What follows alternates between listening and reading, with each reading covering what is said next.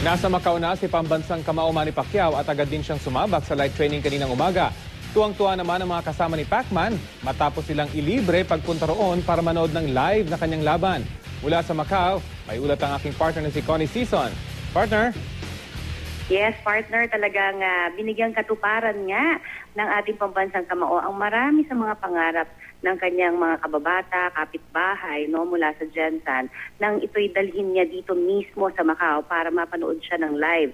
At lahat ng gastos ay sinagot pa niya, kung kaya talagang dream come true, ika nga nila. Kaya naman panoorin po natin ang ibinuo kong report tungkol dito.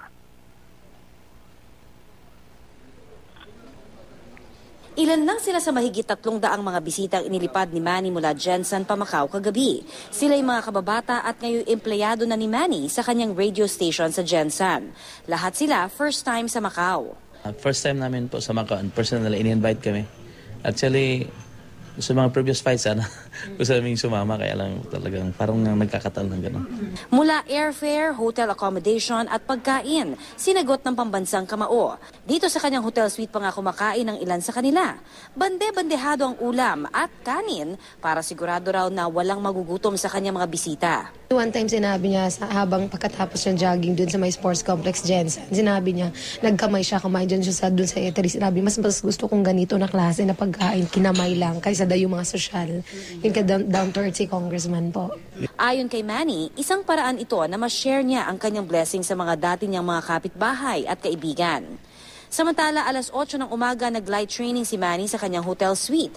Tumakbo siya sa pasilyo ng 30 minutos. Nag-sit-ups at shadow boxing pa ito. Alauna naman ng hapon, inaasahang muli itong mag-iensayo sa gym dito sa Macau. Magpapahinga bago muling magpakita sa kanyang fans mamayang gabi sa kanyang scheduled grand arrival event.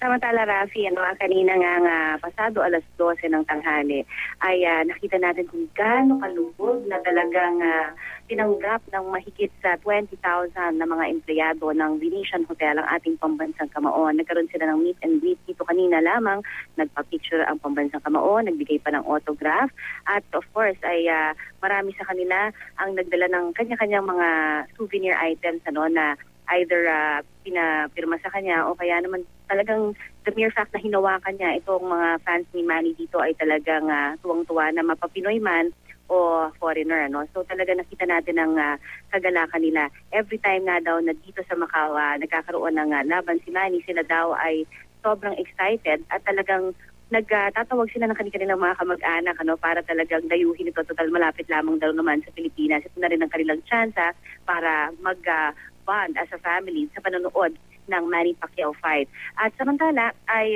kanina rin na itong mga oras na ito nakikita na natin si Manny, nandito na tayo sa gym dahil anumang oras pagkatapos niya ng kanyang pag-wrap ay siya na nga ay mag-i-ensayo o magta-training na naman. Kakaroon siya ng light na training at sparring ngayong hapon na ito, parang bilang paghahanda pa rin syempre pa sa kanyang nalalapit na laban.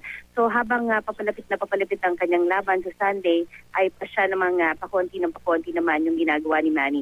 Tandaan natin na meron pa siyang 4 pounds na kulang kung kaya nagpapahinga ito ng gusto at pinapakain ng napakarami.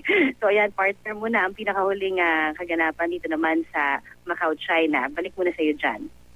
Maraming salamat sa iyo, partner. Yan po si Connie Sison mula sa Macau.